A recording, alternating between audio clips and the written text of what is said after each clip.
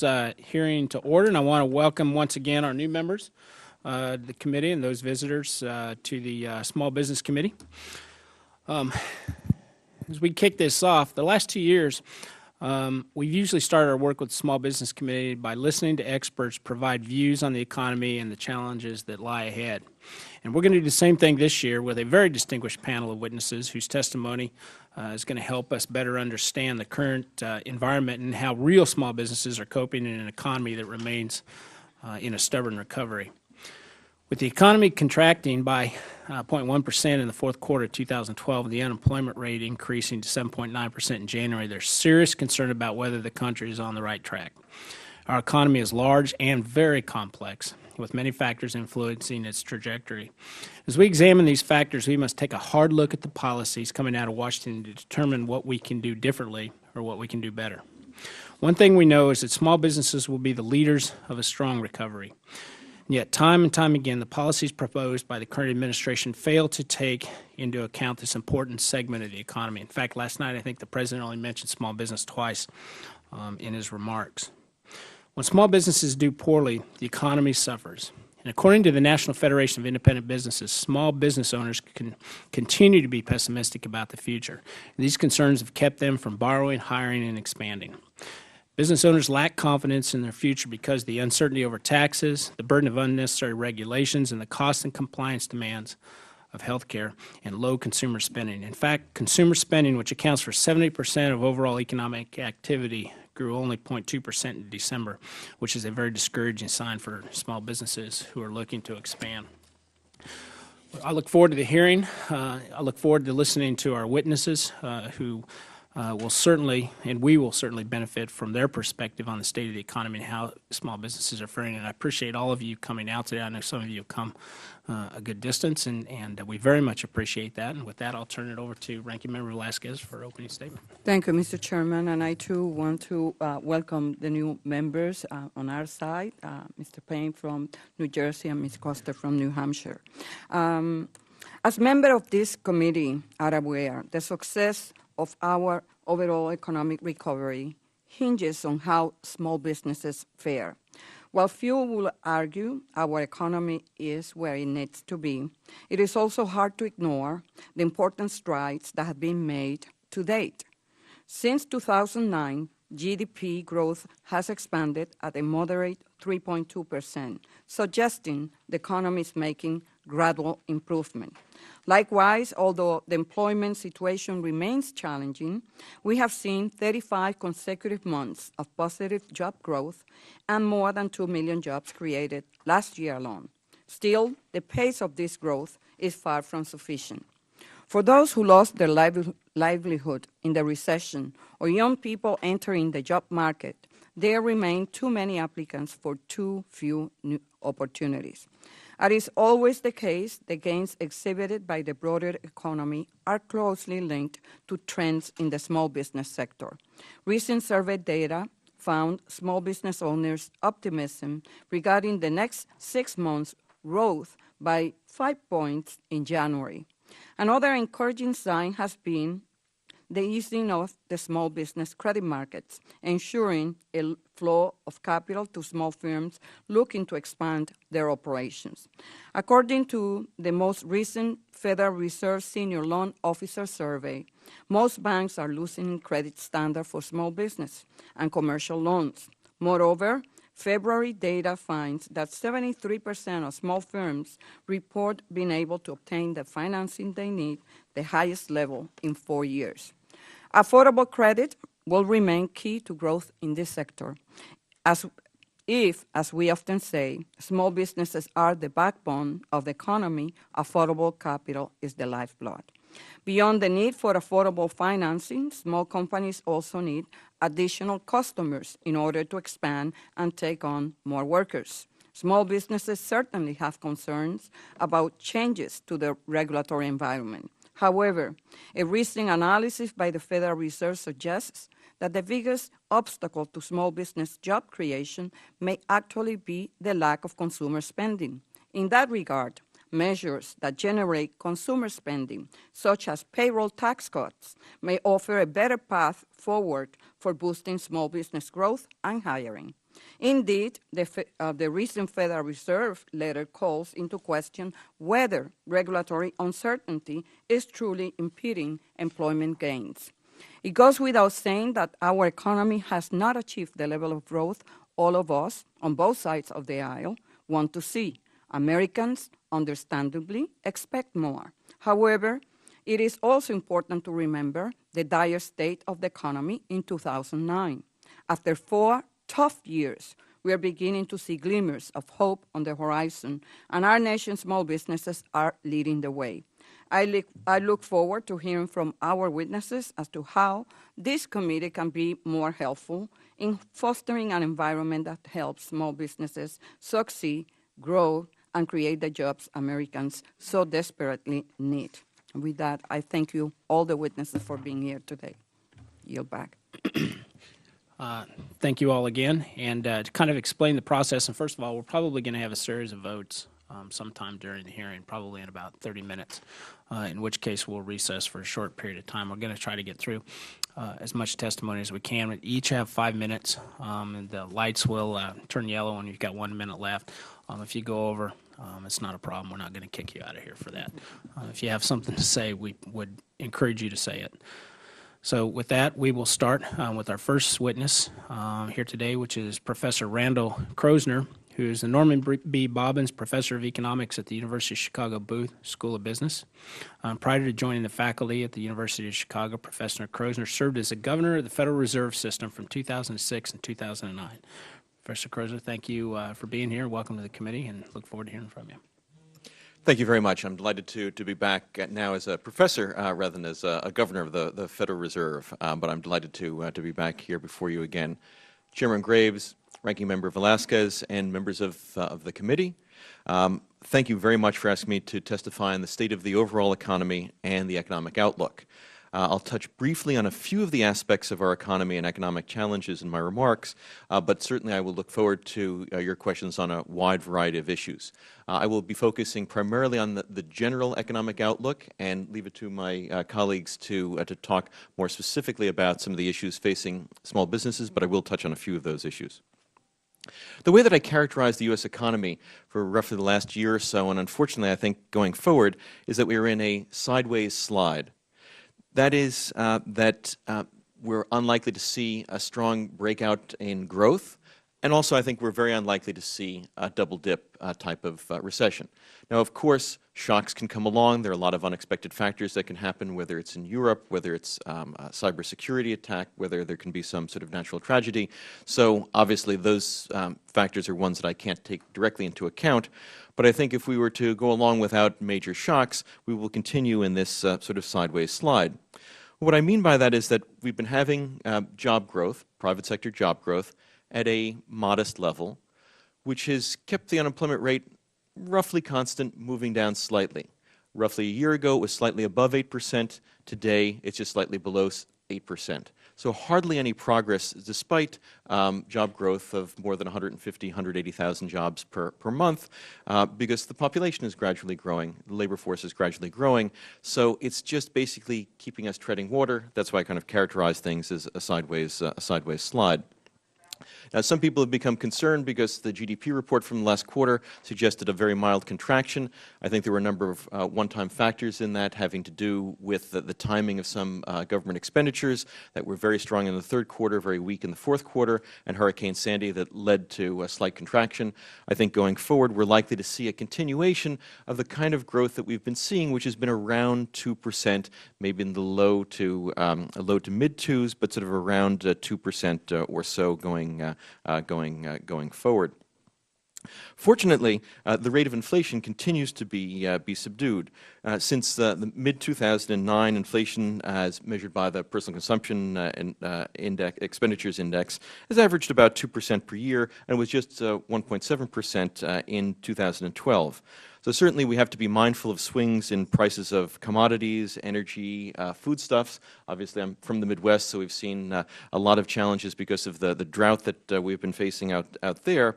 But the overall pace of inflation has been quite moderate.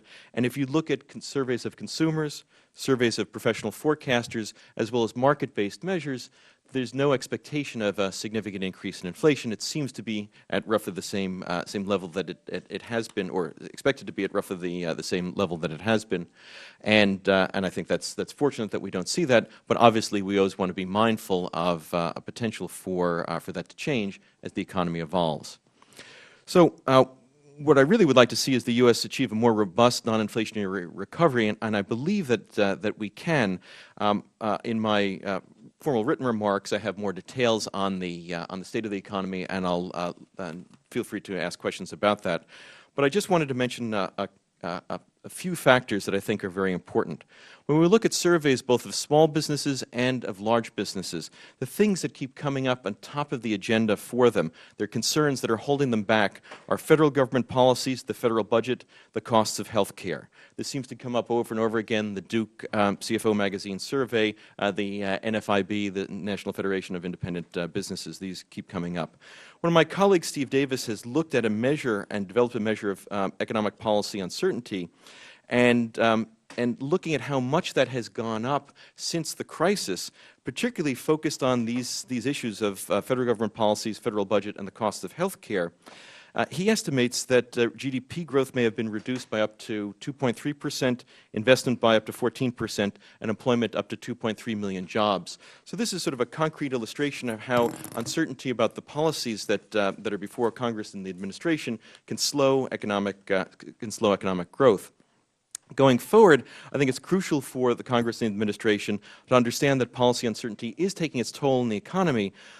So clean resolutions of uncertainty on fiscal policy and regulatory policies undoubtedly would help to spur recovery, but it's also important that they be resolved in ways that are pro-growth. So it's not just the resolution, but it's how they are resolved. And just to quickly tick off three areas, I think the tax system should be seen as not simply a mechanism for raising revenue, but also for something that can provide more incentives for growth. A recent study that I cite in my written testimony suggests that a consistent and large adverse effect of corporate taxes on both investment and entrepreneurship. And so I think we need to think very carefully about that, think about corporate tax reform. I think second, on government expenditures, it's very important to think about how we can sustain economic growth. A lot of government expenditures, like in Japan, where they've been doing this for now 2 decades, where their debt to GDP ratio has gone from 70% to 250%. They've had anemic growth because they've not focused on growth-oriented spending, just simply spending on and of itself. And finally, when coming to resolve uncertainty with respect to regulation, thinking about the role of cost-benefit analysis, ensuring that the costs and benefits are weighed in thinking about regulatory implementation are very important. Thank you very much. Thank you, Dr. Krosner. With that, I think we're going to go ahead and recess now. We've only got 2 votes, so we'll run over and vote and then turn around and come back. I'm going to guess we'll be gone about 25 minutes. But I apologize for the delay. I'd hope we'd get through a little bit farther, but Nidhi and I don't get to make the schedule, unfortunately. So with that, we will recess and be right back.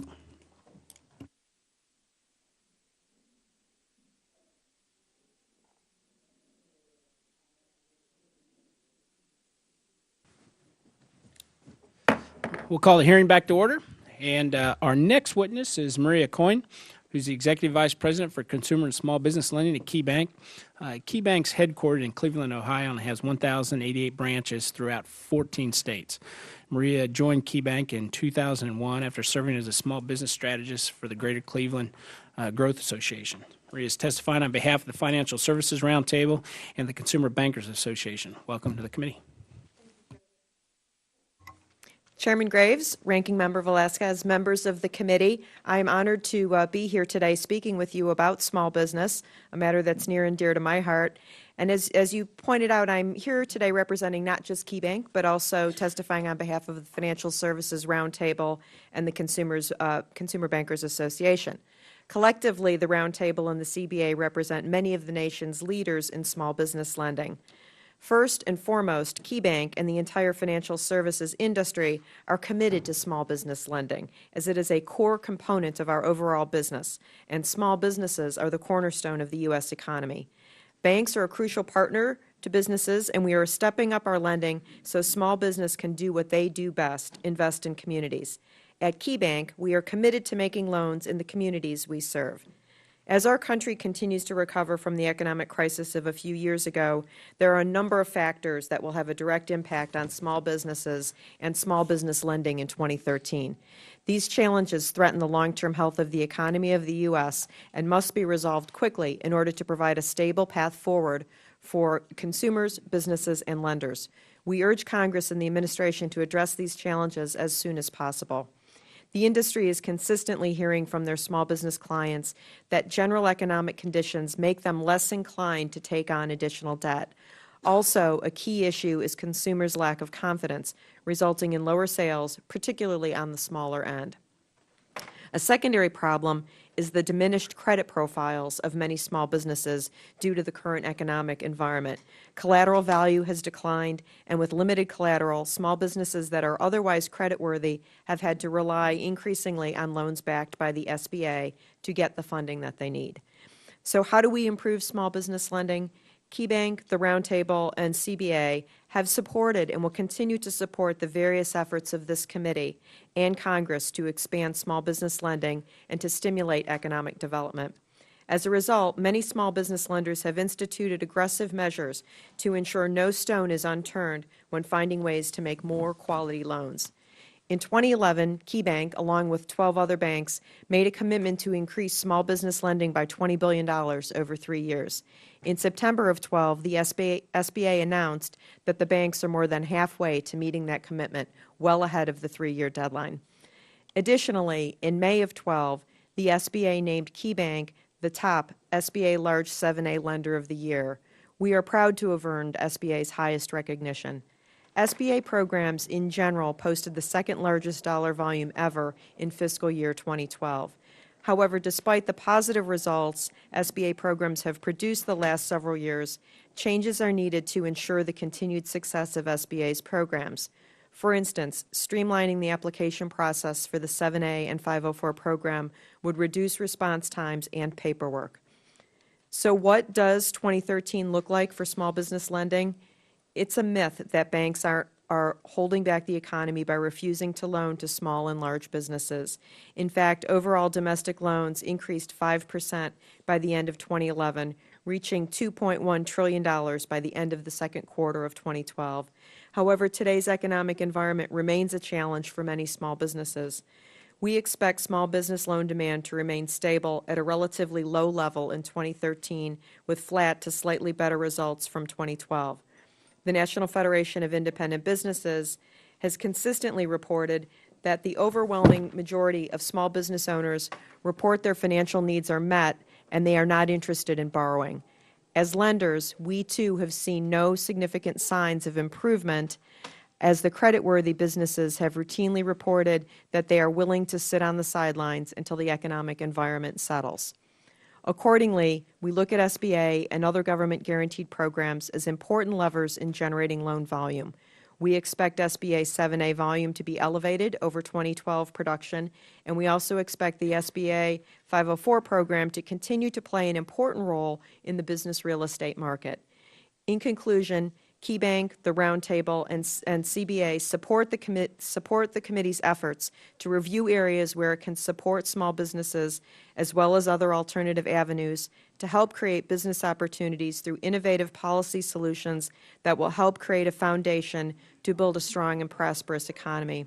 While the efforts to increase small business lending by Key and the industry overall have produced a variety of positive outcomes, we know more work has to be done to make sure capital reaches entrepreneurs and small business owners who need it.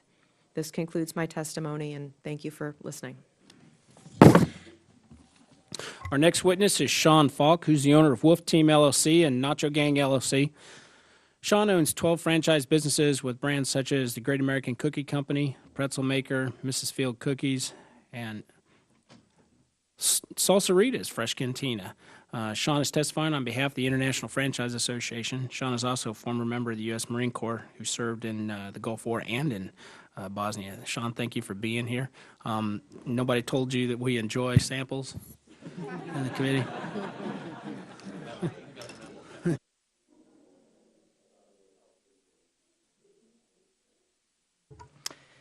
Chairman Graves, Ranking Member Velasquez, and members of the committee, thank you for your invitation to testify at today's hearing. I'm honored to speak with you regarding the current state of small business in America. I believe my role as a small business owner gives me a unique perspective that is not heard often enough in Washington. So my name is Sean Falk. I'm a Marine Corps veteran, and I own and operate 12 franchise locations. I'm a proud participant in a diverse franchise community which supports nearly 18 million jobs. You may recognize some of my businesses as Salsarita's Fresh Cantina, Great American Cookies, Mrs. Fields Cookies, and Pretzel Maker. I bought my first franchise in 1998, and through 2008, I was averaging a little over 1 location per year that I would be opening. My business could grow even faster and create more jobs if Washington took more meaningful steps to address the tax and spending issues and regulatory uncertainty. Government plays an important role in my business decisions. As a business owner, I can't make future business plans when Congress passes and extends regulations for only 1 year at a time. The moving target created by short-term fixes makes it extremely difficult for me to evaluate investments and business opportunities and hampers my efforts to expand and execute a long-term business plan. Small business owners across the country also need to consider historically low profit margins, commodity and fuel prices, unemployment insurance rates, exchange rates, and a host of other factors. For me, raising prices is not an option, forcing me to scramble to keep up with new threats to my bottom line. Prior to 2008, securing financing to open my franchise locations was relatively easy given my good standing with the banks. However, in 2008, when the financial market started to go south, so did my ability to access capital. Banks began restricting lending and raised loan standards at a time when I was still growing. Unfortunately, from 2008 to 2011, my business did not grow and I opened no new stores. In 2011, I felt a change in the economic tide. Banks were reaching out to me again, offering capital. The caveat was that the loans must be guaranteed by the Small Business Administration. But the application and approval process for an SBA loan took over 6 months, and I was forced to push back the opening of my stores. I finally opened up 2 new locations in April and May of 2012. Implementation of the Affordable Care Act has also presented an enormous challenge. Navigating the constant changes, waivers, extensions, regulations, and clarifications of an already cumbersome law diverts my focus from developing my business and creating new jobs. Also, there are very few government resources to help guide small businesses through this process. Currently, I employ 43 full-time equivalent employees. If my business grows and I create more jobs, I will also drastically increase my costs due to the employer mandate. This has an undeniable impact on my bottom line and is making me reconsider opening new locations. Also, I may be forced to manage my employees' hours to less than 30 hours per week. With these challenges and changes, I fear that it may be a struggle just to keep the doors open on some of my 12 locations. Of course, I would relish the opportunity to grow my business, but the recent burdens placed on small business and the uncertain economic climate have given me reason for pause. The state of the small business economy is extremely fragile. I hope policymakers will consider focusing their energies on addressing the burdens we face in a business-friendly manner. It's time to address these fundamental challenges facing our economy that are keeping small business owners and entrepreneurs on the sidelines. Thank you for this opportunity, and I look forward to answering any questions the committee may have.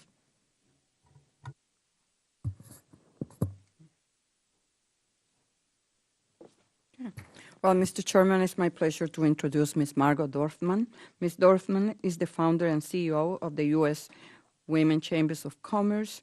The Women's Chamber of Commerce represents 500,000 members, 3/4 of whom are small business owners and federal contractors.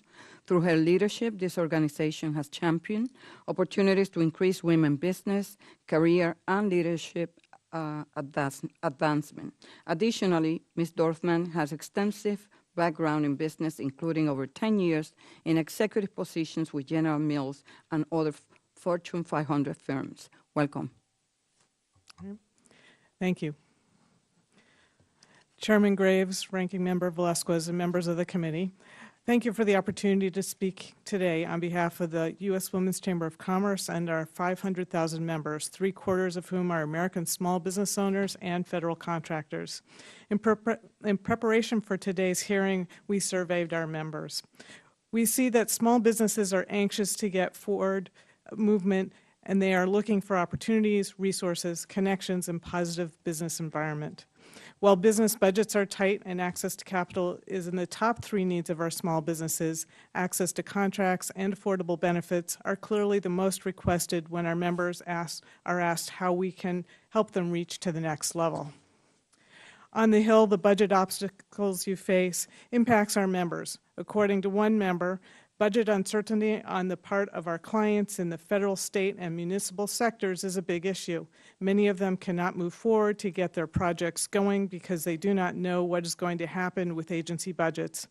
Even so, there are a number of things you can do today to help small businesses grow, prosper, and fuel our economy. Help small businesses secure affordable access to capital, not just for the larger small businesses and the gazelles. Help access to capital to get down to mainstream businesses, including women-owned, veteran-owned startups, and rural businesses. For example, women own nearly 1/3 of all businesses in the United States, but we are still receiving only 12 to 13% of the SBA-backed loans. One member states access to capital is very difficult in this lending environment. I am finding that unless you are established and have assets on hand, banks will not loan you money. And another member says lending is now taking place outside of the box with private lenders and investors for small businesses. This is a risky situation because they usually ask to take controlling interest in your company. You have it within your power to compel the SBA to significantly increase their commitments to helping all small firms access the capital they need to grow their businesses and fuel the growth of our economy.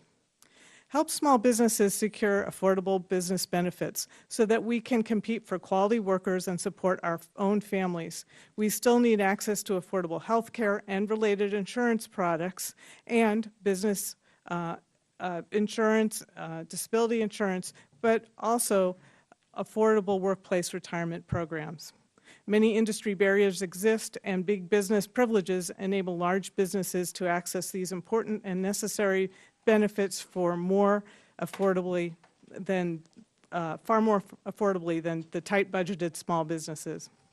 Help small businesses secure access to federal contracts. While the SBA claims small businesses are receiving nearly 23% of all federal contracts, their efforts need to be stronger to assure our fair share of contracts is really being awarded to small businesses. The Small Business Administration Office of Inspector General reports that there is still a large number of big businesses included in those statistics, as well as large businesses that establish pass-through companies to funnel federal expenditures through small business programs. The Inspector General's October 12th report, a report on the most serious management and performance challenges, states that previous OIG audits and other governmental studies have shown widespread misreporting by procuring agencies, since many contract awards that were reportedly awarded to small firms were actually being performed by larger companies. One member who is pursuing a $50 million job at Camp Pendleton stated, "When I looked at the list of attendees at the pre-walk, I was astonished to see that the names of 5 large primes that in no way qualify as small businesses." The OIG goes on to say the SBA needs to ensure the contracting personnel are adequately trained on small business procurement and are reviewing this data prior to awarding contracts. I would add the SBA should be undertaking significant training of government contracting personnel relative to all small business programs. Most importantly to my constituents at the U.S. Women's Chamber of Commerce is the training and use of the Women-Owned Small Business and Economically Disadvantaged Women-Owned Small Business Set-Aside Program. Many of our women-owned small businesses report that contracting officers remain unaware, untrained, and unmotivated to make use of the program that was put into place to end the more than a decade of shortfalls in the paltry 5% goal for contracting for women-owned firms. Another member shared, "I have to express my extreme frustration with access to contracts. The WSB targeted set-aside is one of the most complicated set-asides to procure. Very few agencies are using this program." And finally, I implore you to help the health of the economy by avoiding undue fiscal austerity and fiscal calamity that will impact the growth of small businesses through reduced federal spending, federal layoffs that will drive down consumer spending, and cuts in important programs that add revenues to our economy. Thank you. We're going to start. I appreciate everyone's testimony. We're going to start our questions off with Mr. Collins. Oh, thank you, Chairman. I want to thank the witness.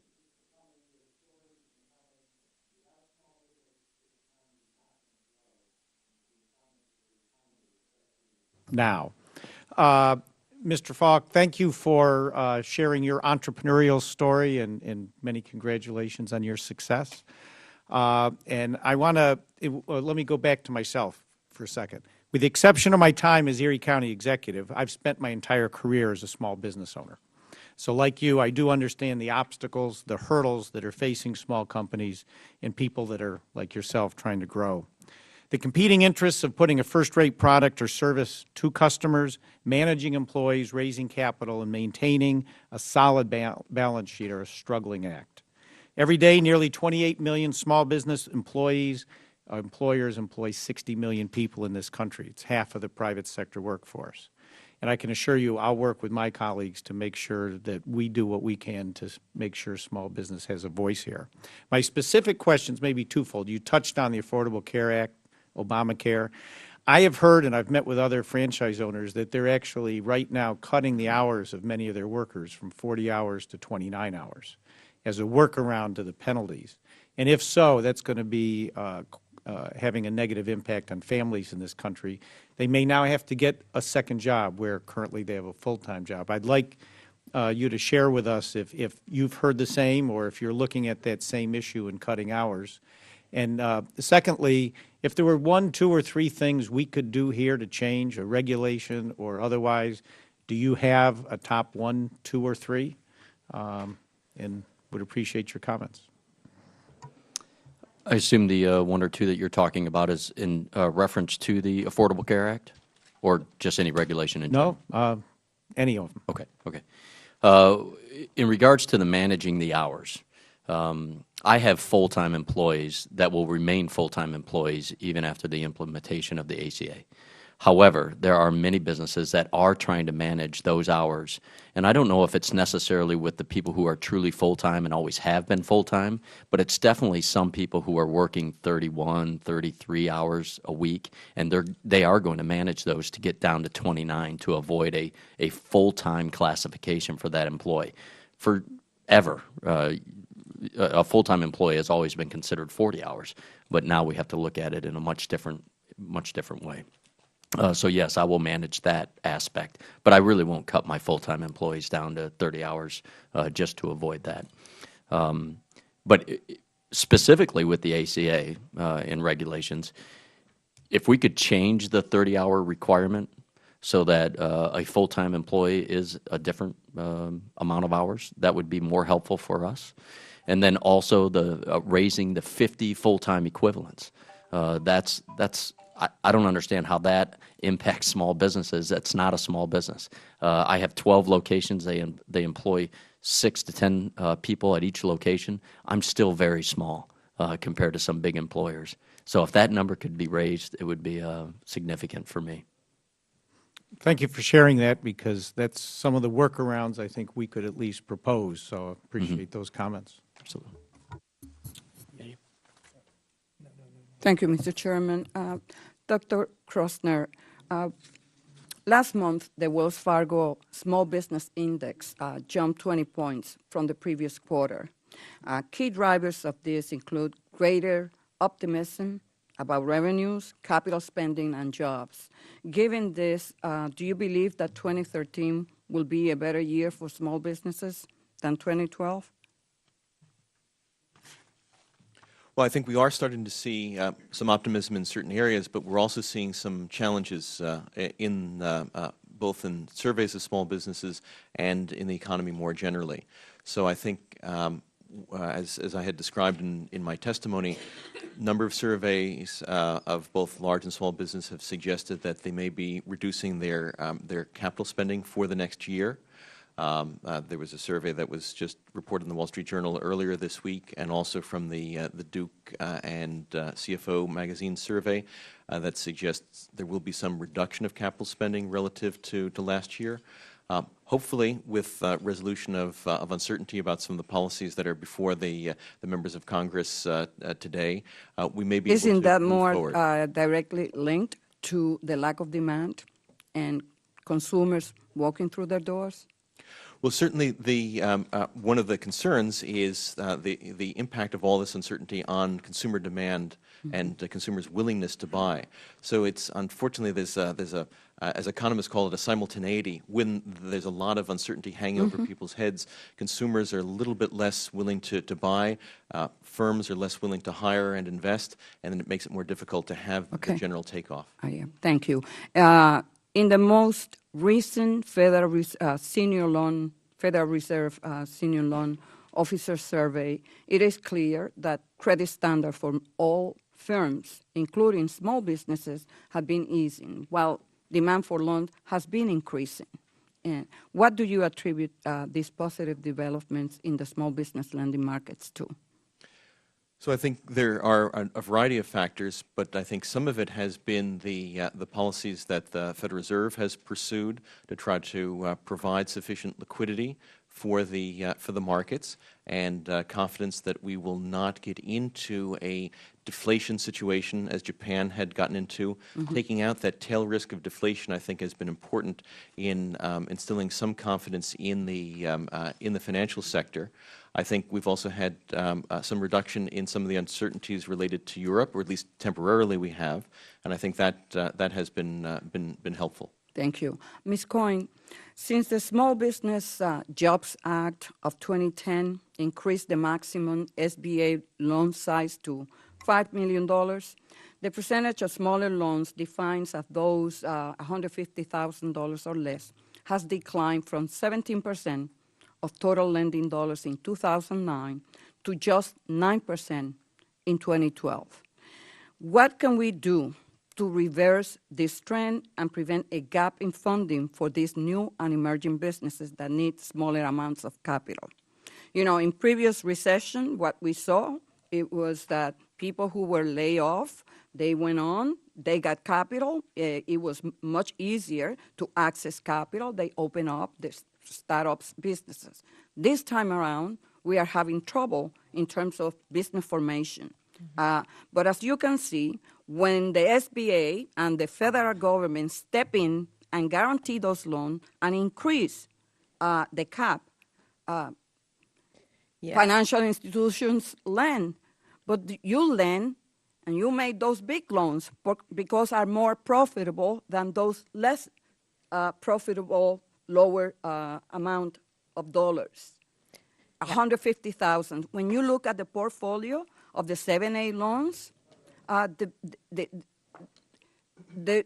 demand is not for the big loans, the $5 million. The demand is for those smaller loans.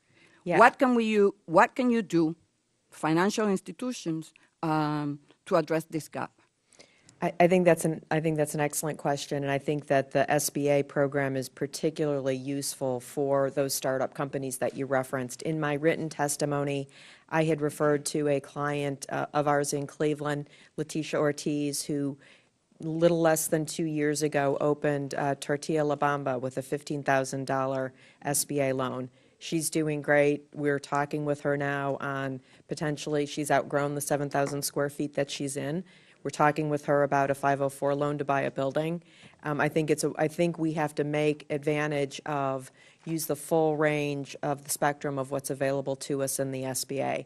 I can name instances of coffee shops in Tacoma and lots of other client transactions that we've done that are across the whole size gamut. And I agree, we've got to be active with the small, with the medium, and with the large size loans and continue to support SBA. I think it's a wonderful tool, especially for startups and especially for companies that have collateral values that have declined or they've had other impairment through the But you know what is the problem that I have is with the financial institutions lending to small businesses, that even when the federal government step in and guarantee those loans to 90%, you're going to go and make the big loans. But then there is this gap. Ms. Dorman, in 2009, the American Recovery and Reinvestment Act increased the SBA guarantee on loans to 90% as an incentive for private lenders to increase small business lending. While the outcome was a temporary spike in SBA activity, since the incentive ended last year, lending has returned to the lackluster levels of 2009. Do you think the money used to incentivize private lenders will be better spent on an SBA direct lending program? I would say absolutely yes. We have seen the banks for years now cherry pick the businesses that they feel that they can make the most money on, and I personally, in my former years, was a recipient of an SBA loan, but I was declined from many a bank because we were looking for $75,000, and the banker told me point blank, if it was a $10 million loan you were going after, we could work with you. At the time it was 80% guarantee, and they said, no way. We had double collateral sitting there. We had to go to an alternative lender. That continues today. It's still the cherry picking. I believe there was the hearing a few years back, and the focus was the key issue was the cost to doing the loans. So if we go to the student loan tract of doing things, have the loan done by the SBA, get it set up, and then sell off the paper, then those costs for the banks won't be there, and we can actually see the levels of lending that are needed at the smaller levels to be satisfied. Thank you. Thank you, Mr. Chairman. I yield back. Do you have something to say? Yes, Mr. Chairman, I'd ask unanimous consent to speak out of order. Sure. Thank you. I've got a meeting out in the hallway, and I just wanted to enter into the record a letter from the credit union industry relative to capital access. Absolutely, without objection. Thank you. I'll let it in the record. Mr. Tipton. Thanks, Steve. Thank you, Mr. Chairman. I'd like to thank the panel for taking the time to be able to testify here today. Dr. Krosner, I guess I'd like to start with you. I'm a small businessman. That's been my real life. And when I was listening to your testimony, you'd noted that there's probably not going to be a double dip, no dramatic growth, a sideways slide that you describe. And would it be a fair characterization that you're pretty much couching this, that it's not as horrible as it was, but it's really not getting any better? We've seen very little progress in the unemployment rate. As I mentioned, we spent roughly a year right around 8%. I think gradually we'll be moving down, but I just don't see the impetus for growth coming. As I mentioned, a number of the surveys of both large and small business have said because of uncertainties and concerns about costs and regulation, they're very concerned about increasing capital spending this year, and I think that makes it a difficult environment to think we're really going to get much of a takeoff. So we can probably really agree, you know, when we're talking about 7.9% unemployment, we all know it's really much higher. You know, in my district, my two largest communities, the real unemployment, those that are underemployed, those who have simply given up, we have our two largest communities right now. As we boast of jobs created in the State of the Union last night, we're sitting at almost 20% unemployment. We haven't been able to get this going, and it resonated with me when you were talking about what Japan was going through in terms of spending in relation to GDP. Is it absolutely essential that this nation start to truly address getting this fiscal house in order? It's not spending not one more cent, but reducing what we are spending in Washington, D.C. And I think it's also very important to think about what the spending is on. In Japan, there was, as I mentioned, a very large increase in spending, often under the guise of stimulus, but it didn't really help to generate increases in GDP, the classic bridges to nowhere. I think government spending can be helpful when it's focused on areas where there are bottlenecks, where there are high productivity benefits of that spending, but one has to do a very careful analysis. I think in many cases that's not the case, and I think just saying we need to spend more is not an appropriate response. We need to spend smartly.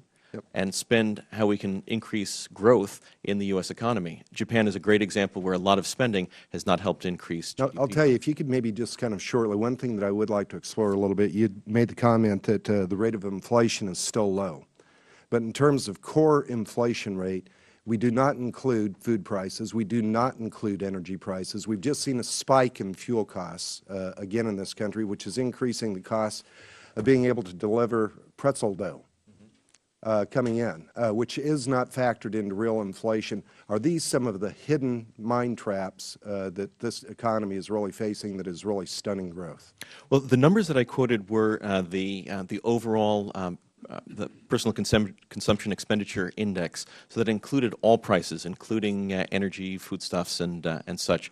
If you just look at the core prices that were most recently reported in the GDP report, it's actually a bit lower. It's 1.5% rather than 1.7, or an average of around 2% for the full headline number. I think we do have to be mindful of inflation pressures, and that they could come at some point in time. Right now, if we look at both market-based and survey-based measures, we don't seem to see them there, but we need to be ever vigilant on that. Right. Thank you. Mrs. Coyne, I'd like to visit with you just a little bit in terms of access to capital. Your Key is a pretty big bank, but we've got a lot of small community banks that are out there as well that can certainly lend themselves to being able to loan to small businesses, startups as well, in addition to the SBA. When we're talking about Dodd-Frank, and now probably of more concern to me even is Basel III coming through, and the capital requirements are going to be being imposed on all of the banks, be it the big guys and the little guys as well. How constrictive is that in terms of banks' ability to be able to make loans? Well, thank you for your question. I would add a couple things. First of all, even big banks are focused on serving small business. Sure. You know, we have just added 225 bankers who do nothing but transactions of $150,000 and less. They're housed in our business-intensive branches. So even big is very responsive to the community. I think my concern around Basel III has not so much to do with the capital levels at my bank, which are very solid, but more so what it would do to borrowers who use home equity as collateral. Because the rules around Basel Capital will require you to hold more capital if there's a greater than 80% loan to value. So that could in fact have a negative impact on any borrower who uses, it could make that capital more expensive. So there's a lot of nuances to Basel III that you know, have us a little bit, have a watchful eye. And I think as an industry, we are in business to lend money, and we definitely want to support the communities that we do business in. Thank you. I see my time's expired. I yield back, Mr. Chairman. Custer? Thank you, Mr. Chairman and Ranking Member Velazquez. It's nice to be a part of the Small Business Committee, so welcome. I just had a quick question. Mr. Falk and Ms. Dorfin also mentioned the issue of health care. I've also spent 25 years in the small business world, and I'm just wondering, Mr. Falk, when you talked about the burden of health insurance regulation, I'm curious, as a small business owner, how do you insure your employees, and what is the impact of illness or disability, either the employees or members of their family, on your business? My full-time employees have access to health care from me. I supplement a plan for them to insure themselves and sometimes their family if they need it. And the employees that are working 6 hours a day, 5 days a week? Well, in reality, I don't have a lot of those. We have a very part-time staff. We have a lot of 16-year-olds to 21-year-olds. They're really not using this as a career. Usually my managers and assistant managers are kind of career people, so that's maybe 2 people per location. Everybody else is kind of a transition employee. They give me 3 to 12 months. They're really not looking for health care. They're either on their parents' plan or they're just starting out in the business world, maybe going through college or looking for a better opportunity. Thank you. And just one more, Ms. Dorfman, with your membership, and I was in a women-owned business, so I'm just interested in that question for you about your experience on how employees get their health care and what the impact of illness, both for the employee and the family, is on the business. Right. Currently, our members try to provide benefits for their employees because that's the only way that they can be competitive in the marketplace in federal contracting. So this is something they really want to do.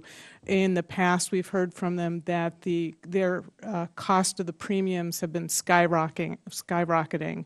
And so we're hopeful with the new act that we will be able to mitigate some of those costs and bring that down. Now, it's too soon to say because not everything's up and running, and probably there is some changes going on that the dust hasn't settled on. I'd like to point out that that's not the only affordable benefit that my members want. They also want to provide retirement plan, and there is nothing out there that a small business can access. We tried to leverage our scale and put together a multiple employer plan for our members and their employees. And the Department of Labor came out with a letter last year that virtually we had to close it down before we even got it off the ground.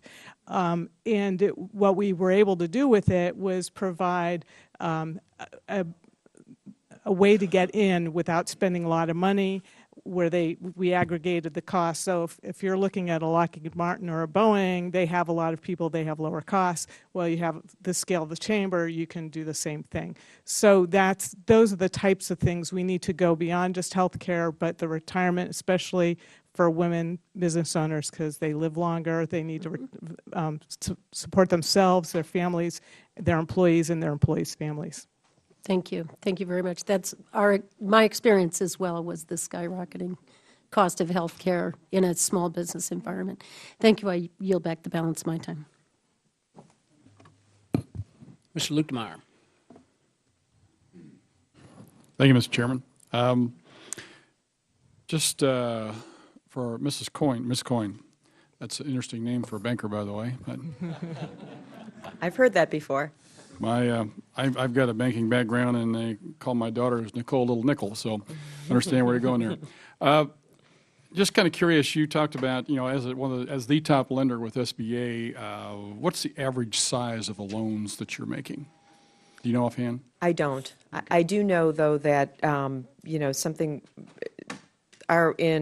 2012, 43% of the loans that we made were actually under $50,000, but I can't give you an average size off the top of my head. Okay, so 43% of all your commercial loans, or that just SBA loans? In our small business space. Okay, what percentage of your commercial portfolio are SBA loans? Just roughly. 20% roughly. Okay. Yeah. Is that an average across the industry? Is that? I think we've been very committed to the SBA program, so those that are active in the program, I would say at this point of where we are in the economic cycle, that's probably pretty typical for the industry. Okay, and you indicated that some changes need to be made, and the only thing you mentioned was streamlining the process. Are there other things that you would suggest to the committee here, because this is a committee that actually oversees the SBA, and if you have some ideas, we'd certainly like to hear them. We do. The CBA and the roundtable has a pretty exhaustive list that we'd love to share with you. An exhaustive list. They're mainly around improving the application process, Very good. and then around more transparency around the SOP. Okay. And getting, allowing us to be more helpful and getting more public opinion around the SOP and more kind of regularity in when those changes are made. Okay, you indicated that some of your customers are having some difficulty in expanding. They're concerned about the economy and actually willing to sit on the sidelines until the economy gets better. Is that a general statement that can go across the board, or is it just isolated instances, or how do you feel your business customers and the climate they anticipate is out there? I would say that's something that the whole industry has seen over the last, say, 2 to 3 years, that the most creditworthy borrowers are the ones that are sitting on the sidelines waiting until they see more stability in the economy. They're holding back on that next investment, hiring that next person, buying the next piece of equipment until they feel that things have settled more. The biggest problem in the stability and uncertainty is that regulatory problems? Regulatory problems, tax uncertainty, all of the things that have been mentioned earlier, healthcare, all of those things, I think, are weighing on the minds of the business owners. Mr. Lukemire, I have, if you're interested, the answer to your question about the loan size for Key Bank. I'm giving up my time here, but Okay. that's fine. Go Well, ahead. but the trend shows that it continues every year to make larger and larger loans. Well, reclaiming my time. Guaranteed by I SBA. think that the size and inflation and the types of businesses out there, micro businesses, 1 and 2 mom and pop shops are very difficult to get started anymore. So you're looking at bigger loans because it takes a bigger business to cash flow, to spread your costs over. I mean, it just makes sense. Ms. Dorfman, you made a comment a while ago. You had 4 things that were problems for getting businesses going: access to capital, affordable business benefits, access to federal contracts, and the government needs to spend more money. With regards to the access to federal contracts, are there barriers now for women-owned businesses that are not there for any other businesses? There are. The government has never met the 5% goal for doing business with women-owned firms. Since 1994, there's been a goal set. And so the challenge is that... And what is the reason for that? Are they not enough people applying, or they're just Oh, no, being we turned have- down, or they're not qualified individuals to be given contracts to, or is there another barrier there? The barriers include trying to get the access to the contracts. Typically, in the past, women-owned firms have had to compete against the large corporations. Now, with the women-owned small business set-aside program that's been implemented, while that's helped, there are a lot of flaws that still remain that need to be changed. And I can continue if you want with the different flaws. Well, that's a whole other issue we could get into. I got one real quick question with regards to Dr. Krosner here. Cost-benefit analysis, in your testimony, you said it's very important. It needs to be understood better, and there seems to be a lack of the administration to be willing to go down that road. You want to elaborate for just a few seconds here? I'm out of time, though. I think this is a very, very important issue, and I think it should be a high priority issue. As I mentioned, executive orders from Ronald Reagan through President Obama have talked about the importance of cost-benefit analysis, and I think having that as a priority, making sure that when regulatory changes occur, that members of Congress think about including cost-benefit analyses or requesting cost-benefit analyses, I think would be very helpful. Very good. Thank you. I yield back. Thank you, Mr. Chairman. Mr. Payne? Let me see, Ms. Dorfman, and I apologize if you've already elaborated on this, but something that was concerning to me is you'd say about 90% of small businesses have fewer than 20 employees, which means they're not subject to the mandate in the Affordable Care Act. How do these businesses, however, these businesses are eligible to receive tax credits towards the purchase of health insurance. Given those realities, do you believe that the concerns regarding its impact on small business are overblown? I do believe that to be true. We had connected with our members during the healthcare debate, and what we found was many of them were paying mortgage payments for each person, monthly mortgage payments for each person that they had. And they said, you know, with the mandate, the cost of that fee would be a lot less than what they're paying currently. One member recently cited that they have 5 employees and they're paying $42,000 annually. for health care. So that's. Okay, thank you. Mr. Falk, you know, many people have limited access to capital, and our continued economic trend of uncertainty many venture capital firms are hesitant to invest in startup. Should Congress consider any tax policies? I'm sorry, repeat your question. You know, because a lot of companies have limits to access to capital, and there's uncertainty in the economy. Many venture capital firms are hesitant to invest in startup firms. Should Congress consider any tax policies such as some sort of investment tax credit to encourage firms to invest in new enterprises? You know, in my case, I don't think that the answer is to change things with venture capitalists. I think that the traditional, conventional loan process is still the best way for me to go. So if we can make either the SBA process or some of the regulations on the bank less so that they can maybe take into account relationship and prior history of payment of loans rather than just a calculation from the government standpoint of what qualifies in collateral and assets, that would make my life a lot easier. I used to be able to go in on a Tuesday and apply for a loan. It would take me 20 minutes to describe my business prospect, and they would call me back on Thursday with the money. And now it takes me 6 months through an SBA process to get the money. And all along, all those times, I either paid my loans on time or aggressively in advance. But now, after 2011, they don't take the relationship into play anymore. And that hurts me. And I understand that that's not always the best way to lend money. But it worked for me, and now I suffer because of it. And why do you think that is? I think it's because of the regulations that have now fallen down on the banks on what they need to put in reserve to back that loan. So the banks see a big expense when they have to move money in reserve, more money than they used to have to.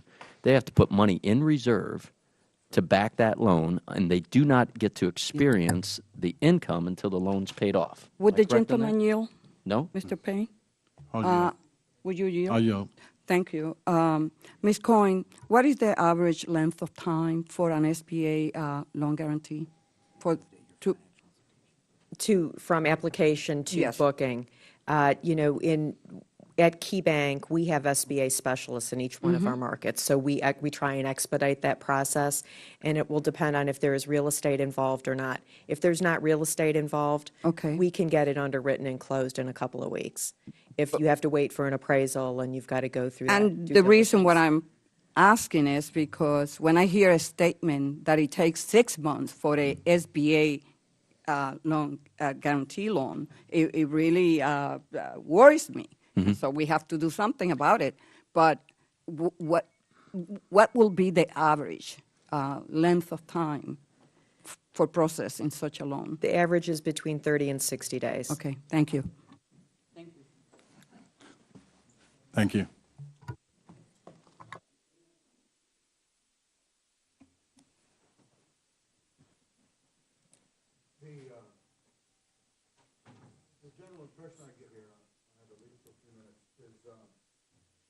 Some people like the way things are. Some people would like things to be better. But is it just generally, is it everybody's feelings that somehow the government should be a bigger backstop? I mean, my understanding, what banks used to do was and still do, is become a filtering place for good loans, bad loans, marginal loans, and that SBA, the marginal risk that the SBA took was related to that somehow. But people need to realize that the government can't simply be the backstop for everything that banks used to do. I'm interested in how you feel about it, especially my sister's a WBA, and I respect the position you're in, but do you think there's a point at which the WBA relationship is less necessary, or apparently you think it's more necessary, ma'am? I'm sorry, I wasn't sure the Well, it's question. essentially a way to advance women-owned businesses that presumably wouldn't have that same advantage any other way. Oh, you mean the Women-Owned Small Business Program That's for right. access to federal contracting? All of that. There has been inherent discrimination. Federal contracting is one, access to capital. I can tell you, I still have members who come to me and say, can you believe I wanted to take out a business loan and they want my husband's signature? It still goes on today. So there are inherent challenges. We'd love everything to be equitable. We're not asking for a leg up above the other, but we need a level playing field so that we can grow. Women own 1/3 of all businesses in the United States. If we can help women-owned firms grow, we can turn this economy around, and that's my goal. Sir? The franchises? Your story is an interesting one. I give you a lot of credit. Well, Mr. Hanna, I'd actually prefer the government to get out of the way a little bit more. When I had my relationships with the bank, they based it on the relationship. And your worth, your ability to work, produce, be successful. That's correct. Was somehow relevant, right? That's correct. And it was a backstop that somebody could look at and say, this guy is a reasonable loan. A local bank decision backstop, not a government one. And so they knew from my history that I had a good business model, that I was a great operator, and that they were able to lend me money and I would pay it back on time. So let me just ask kind of an obscure thing. Do you think that the government is in the business of or creates businesses that might not otherwise be created and by definition are much, much more likely to fail? I don't know that to be true, sir. No. Kind of my opinion, but just by the way I said it. Yeah. But, thank you. I'm good. Sure. Yes, I'd like to ask questions that pertain to how well our current government programs are working for small business. And first, Ms. Dorfman, if I can ask you about the women-owned small business set-aside. Of course, it's aimed at expanding federal contracting opportunities for women-owned businesses, but you reported that many of the U.S. Women's Chamber of Commerce women-owned businesses say that many of the contracting officers are unaware, untrained, and unmotivated to make use of the program. You were starting to talk about some of the flaws in the program. So could you talk about what is the flaw in the program and what could we do to change it? Sure. The first one, as you mentioned, is the contracting officers are not using the program as they should be. The program itself has one of the technical things is they actually have to certify the self-certified women-owned firms, and it rests on their backs or their shoulders if there's a problem with that contract. Ultimately, if it's challenged, then they're the ones that are responsible. So we would love to see some legislation that would take that off their shoulders and put it back into the SBA's lap. The other thing is the ones that claim that they don't know about the program. I know that there are a lot of folks that may not have been trained. Early on, the training was I would say weak. There wasn't a lot of training out there just because they didn't have the funding to get the training out there. So there could be more to be done. Right now they put it on the website and say go to that. We know that it's complex and the contracting officers will need to ask questions about it. So that's one key area. Another thing is when we talk about leveling the playing field, components in some of the other programs that are not in this are the sole source and also the mentor-protege program. And then overall, if we want to really help small businesses grow, which will help the economy grow, is we need to raise the goals to a level that resonates with the actual demographics of our community and of the country. And so, okay, you're not going to give us 30% goal, I know that, but raise the women-owned small business goal to 10% and raise small business overall to 35%. The other thing is contracts for small businesses overall. There are a lot of exclusions going overseas that if there's a contract that's fulfilled overseas, those contracts are not held to the goaling, and that we're losing billions of dollars in lost opportunities for small businesses. So there's quite a number of things that can be done to strengthen this. And then the NAICS codes, we know that they're going to be looking at them, but the NAICS codes as they are, a number of the agencies can't use the program because the NAICS codes aren't inclusive of what they buy. So thank you. And also, you said that that there are problems with making sure that small businesses get their share overall, and not just women-owned business, but overall small businesses get their share of the federal contracts. And yet we have programs like the Offices of Small Disadvantaged Business Utilization and Procurement Center representatives who are supposed to enforce this. So what and could be the changed issue there is the small business offices, they are wonderful. They do what they can, but they're only as good as the secretary's commitment to doing business with small businesses. So that's their piece. When you look at the PCRs, the Procurement Center representatives, I heard that we're down to something like 20 or 25 people leaving and such. And at the height, I think we had 150. Those are the people who make sure that the contract's coming down. If it can be set aside to a small business, it will be. We need to hire a lot more of those to make sure that we are getting our fair share. Thank you. And Ms. Coyne, has your bank participated in the SBA's 504 loan refinancing program? We have, and we were big fans. Do you feel it was beneficial to small business? Extremely beneficial. Because it has expired as of last September, and it was created under the Small Business Jobs Act. Would you like to see this program reauthorized or made permanent? We certainly would. We would love some legislative help on that. And why is that? Well, there were many instances where we were able to help borrowers in many ways consolidate some of their debt and add additional financing and really grow their businesses, really add jobs, really be able to take their firm to the next level. We have lots of examples of businesses that would not be where they are today were it not for that program. Thank you. I yield back. Thank you very much, Mr. Chairman. Very briefly, Mrs. Dorfman, I think I heard your testimony just a few minutes ago. I encourage you to consider the possibility that when one of your members is asked by a lender for her husband's signature on a loan, that is not automatically a sign of discrimination. I can assure you that my wife has been asked to sign several loans, and I've never considered it to be a sign of discrimination against me. It's probably just because we have marital assets that are being offered as security for that loan. You work for an excellent organization, one that I've had before my panel last year several times, and I do believe there's discrimination, especially in things like the construction industry towards women-owned businesses. But I encourage you to find a better example than simply co-signing a note or co-signing a guarantee, because as any banker will tell you, especially in states where there's marital assets or joint assets, it's not at all unusual for the man and the wife to be on the note together. But that's not what I want to talk about. I want to talk to Mr. Falk. Mr. Falk, thank you for coming in today.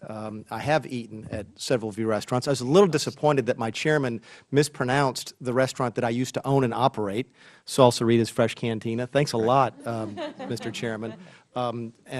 Yes, we do need to get samples so clearly that folks can understand how to pronounce the name. Absolutely. I'm going to do something different this year. I spent the last 2 years trying to draw attention to exactly what y'all are here to talk about today, which is the impact of our federal government on specifically small business owners. And the very cynical position that I've arrived at right now is that not nearly enough people in this town care. People on this committee care. People in both parties on this committee care about you as small business owners. But generally speaking, this town doesn't care about you. And I know that because my party just ran a national campaign, tried to draw attention to the plight of small business owners and job creators, and we got killed. So I'm going to do it differently this year. I'm not going to talk about your bottom line, Mr. Falk. I'm not going to talk about your ability to grow your return on assets because, quite frankly, people don't care. We just passed a tax law here that supposedly was against just rich people but grabbed people in your particular circumstance against. People don't care about that. What do they care about? What do I care about? I care about your workers. I care about the folks who work for you. And I want you to tell me what it means at your business. My guess is you probably hired the same sort of folks I did. You hired a mishmash of young people who were maybe going to community college, maybe a single mom, maybe a single a guy who's supporting a family, younger folks. And tell me what it means to them when you're dealing now with the Affordable Care Act. You have to cut back on their hours or have to look at possibly restricting the growth of your permanent employees. Well, I agree with you wholeheartedly that it's not about taxing me as a business owner. It's about me employing more people and those people earning money and having payroll taxes that go to the federal government, and also having money that gets back into the economy to buy more things and create the demand that would increase all of our, raise all of our boats at the same time. So when we look at some of the regulations that are coming down, specifically the ACA, you're absolutely correct that, as I mentioned earlier, we will start managing those hours of those people that are close to that 30-hour threshold, and they will have to get 2 jobs now instead of 1, and we'll have to coordinate schedules when they're at one job or the other, and they still won't have health care. And so it just creates a difficult situation for us as employers, not being able to hire someone that is committed to our organization and wants to make us get better and help us all do better in the workplace and in the business environment. But now they have troubles as a family trying to work 2 jobs, still not making a good wage, because quite frankly, as I mentioned, I pay my full-time employees much more than the minimum wage. But my brand new 16-year-olds to 23-year-olds that are only going to be there 6 months or so, they do make the minimum wage. And because they're not committed and don't have an interest in my business, because they're only working 15 hours a week or 30 hours a week, now they'll work 2 minimum wage jobs instead of having the opportunity to grow with me, become an assistant manager, become a key holder, a shift leader, whatever it is, and make more money with me alone, and possibly get health care eventually. I think it's a great point. I'm thinking back to the folks who worked at my restaurant when I ran it, and there's a 25-year-old mother of 2 who comes to you and says, my kid needs braces, can I get a couple more hours for the next couple of weeks? Mm-hmm. The answer is going to be no. Absolutely. The answer is going to be no. Go someplace else if you want to take care of your family. Take on another job. Take on another burden. And then try, you're absolutely right, try and mesh this work schedule with that work schedule, with the schedule to pick up the kids. We have unintended consequence on top of unintended consequence. And I'm done talking about the impact on small business because not enough people care. And I'm going to start talking for the next 2 years about the impact on real workers because it's hurting them just as badly. Thank you, Mr. Chairman.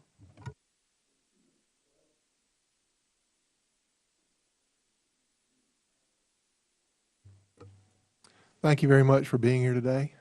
Thank you for allowing me to serve on the committee. It's an honor to be here. So appreciate y'all taking your time to come here and educate us. I come from a background of local government, county commissioner, and recognized early on that if our county was going to attract jobs, that we had to be competitive. And looking at this on a national scale, I'm concerned that the United States had better start taking that attitude as a country, and maybe then we'll stop hemorrhaging some of the American jobs that we've been hemorrhaging. Mrs. I can't, Coyne, Mrs. Yes. Coyne? Yes. I can't read with my glasses on, and I can't see far away with my glasses off. What would you say is the primary source of capital for a small business? I would say it depends on what stage they are in their life cycle. Just beginning. Just beginning. Most small businesses are actually started out of personal savings, borrowing from friends, family, taking a partner, credit cards, home equity. Typically, that's how most people start a small business. At what point do they get to the banks? Once they have about 2 years of financial statements and they've had good counseling on keeping good records, they should have a relationship with a banker from the start, I would contend, even if they aren't ready to borrow from a bank. I think it's really important that they get the advice of a banker on how you get ready to borrow from a bank. Would you say it's easier today to get access to capital through a bank than it was 2 years ago? I would say that there is we have plenty of capital to lend, and I think we're not, many of my peers in the industry feel the same way, that we're in business to lend money. So I think that, yes, there is probably much greater, in fact, it's pretty competitive right now in the small business lending. So you don't think Dodd-Frank has slowed your lending down at all, made it harder for you to loan? I think that the Dodd-Frank has added more regulatory burden to the organization as a whole, and how any bank looks at how they allocate resources has been impacted by Dodd-Frank, because we certainly have lots of folks, worrying about compliance and making sure that we're, And you don't think that doing the right affects your thing. lending practices at all? Not explicitly. Okay. All right. What about the regulatory structure as a whole, Mr. Krosner. Let's talk about the corporate tax structure. Do you think our corporate tax structure is competitive worldwide? Unfortunately, I have to say no. We have very high corporate taxes relative to most of the major countries around the world, and we have an extremely complex tax system. All right. And Mr. Falk, what do you think about our regulatory structure as a whole and the hoops we make small businesses jump through? Do you think that makes us more or less competitive worldwide? I think it makes us less more competitive, much more less competitive, let me say it. And here's the reason. Every time I talk to a franchisor, I'm very heavily involved in multi-unit franchising and seeing multi-unit owners, and I see a lot of different franchisors. The vast majority of the deals that they're signing today are international. They always come up and say, we just signed a 30-store deal in Abu Dhabi or in Aruba or Brazil. They are never saying we just signed 15 to 20 in Tennessee or Kentucky or Michigan. Those just don't happen. And I think it's because in the United States, our business model has continued to erode. In the late 90s and early 2000s, we could pretty much guarantee maybe a 15 to 20% profit that fell to the bottom line. Today, we're in the single digits of 5 to 8%, something like that. And anything can upset that cart to where we're not making any money whatsoever. Is it getting better or worse, do you think? It's getting worse. Like Mr. or Dr. Krosner said, when we look at the cost of inflation, we're really not taking into account fuel costs and the cost of food. I used to buy a bag of dough for my pretzels in 2000, let's say, for about $8. It's $24 now. And so our margins continue to be eroded by fuel costs, unemployment insurance, the cost of commodities, minimum wage increases, all those things. So our profit margin is down. So we're trying to make a decision on whether we want to open up any locations whatsoever. Okay, and one last question. We went through an argument about whether we're going to extend the payroll tax cut last year for 3 months or 9 months, and we've just extended the debt ceiling for 3 months and all these things. Do y'all plan on anything longer than a 3-month time horizon? I would love to. However, I cannot. And that's what makes it so difficult, is trying to understand, for me to try to make a long-term business plan and make a decision about whether I should open a business. My return on investment is typically 3 to 7 years. And if I can't figure out if I'm going to get a return on investment because the regulations are so short-term, then I'm not going to open up anything right now until I know what the regulations are going to be. All right, so last question, and I know my time's up. Do you see the United States government as a benefit to your business or as a hindrance to your business, something you have to overcome? Absolutely a hindrance, unfortunately. Thank you.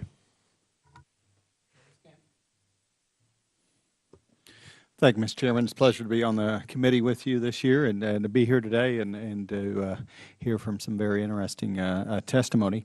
I have a few questions. I want to follow up first with Ms. Coyne on, there were some Dodd-Frank questions as well. And do you have a guesstimate in your bank how many folks are engaged in compliance efforts or regulatory stuff out of your total workforce? I couldn't give you a percentage off the top of my head, but I can definitely, assuredly tell you that the ranks have grown. And the number of folks we have in compliance and risk management overall have probably doubled over the last, 3 to 5 years. The other thing I would add about Dodd-Frank is there are still some unknowns which may ultimately impact lending in the small business area because the rules haven't yet been defined on how we're going to have to collect certain information and so forth. So it may be too soon, actually, to say how some of this is going to play out. But there certainly have been lots of resources devoted to compliance. Wow, doubled in the last 3 to 5 years. And if I understand, I think your bank combined employees probably employing more folks than every bank and credit union and other financial service company in my entire congressional district. It's very big. How many employees do you all have? 15,000 in Key Corp. Yep. And when you were testifying earlier about the impact of Dodd-Frank and how that was impacting your ability to continue to loan money to small businesses, it was a different story than I was hearing from my small banks, my community banks, credit unions, just an enormous effort of compliance. And I haven't heard about doubling, but in terms of that effort, just making it extremely difficult, in many cases, established customers not able to continue like Mr. Falk indicated, practices that have been working. They're current on their loans and coming in and unable to continue that. Even though the banker would like to do that, the examiner says, too bad. And so, yeah, that's a lot of capital to loan, thanks to the Federal Reserve. But the ability to get it out the front door seems extremely limited. So I appreciate that. But Dr. Grosvenor, a follow-up on the Federal Reserve, and we've seen an enormous increase in the money supply since 2008. I didn't see any information in your testimony. What do you expect will happen with that? Because I'm particularly troubled by that this is an unprecedented increase, and we still have economy went backwards last quarter. I wonder if you could shed some light on that. Sure, I'd be delighted to. So the size of the Federal Reserve's balance sheet has grown dramatically, more than tripling, and it may or it's likely to grow even further as they continue to buy more assets.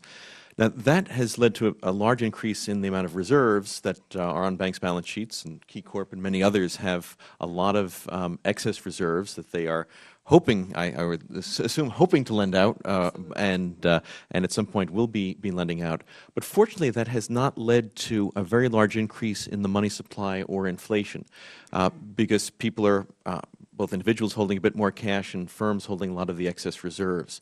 The key question is going to be, will the Federal Reserve be able to make sure that in the transition that these excess reserves don't turn into very high money growth and high inflation down the line? Right now, we're not seeing evidence of that. The inflation rate has been quite tame over the last few years, despite the very large growth in the reserves and the balance sheet of the Federal Reserve. The expectations of where inflation is likely to go, both individual consumer-based surveys, professional forecasters, and market-based, have not suggested high inflation is expected. But I think it's very important to keep a laser focus on that to make sure we don't get into a high inflation environment. And I appreciate that, and hopefully, as was indicated, the measures don't capture everything in that inflation rate. But this is really unprecedented. Monetary policy like we have, with actually no economic result or very little coming out at the same time, and so unprecedented in a couple of accounts. One of the things with Mr. Falk, I appreciate you being here as a real life owner of a small business. So the Federal Reserve Bank of San Francisco put out a study in the last few days, I think it was, that said concerns over taxes, regulations, and the President's health care plan were not having a measurable impact on hiring. Would you agree with that study coming out of the Federal Reserve, San Francisco? I think that can be answered in a couple different ways. It does not impact me hiring currently from my locations. I have a minimum staffing requirement. I mean, I can't reduce my staff. However, it does impact me in making a decision to open up new locations, therefore affecting hiring in the long term. Like I said, every location I open, on average, employs 8 to 10 people. Mm-hmm. I have 4 agreements, open franchise agreements, that I would open tomorrow if I had access to capital and if I didn't have the decision process of how these regulations are affecting me and whether I even want to open them in the first place. And so if I could open those 4, I could employ 50 more people immediately. Okay, thank you. I yield back. With that, I would like to again thank all of our witnesses for being here today to discuss the current state of the economy and access to capital, and I look forward to using your testimony to help guide us in the coming year when we work on legislation. Ms. Dorfman is no stranger to this committee, but I'll take issue with one thing you said, and that is that women live longer than men. I think we should have equal access to longevity. But having said that, I'd ask unanimous consent that all members have 5 legislative days to submit statements and supporting materials for the record. Without objection, that is so ordered, and with that, the hearing is adjourned.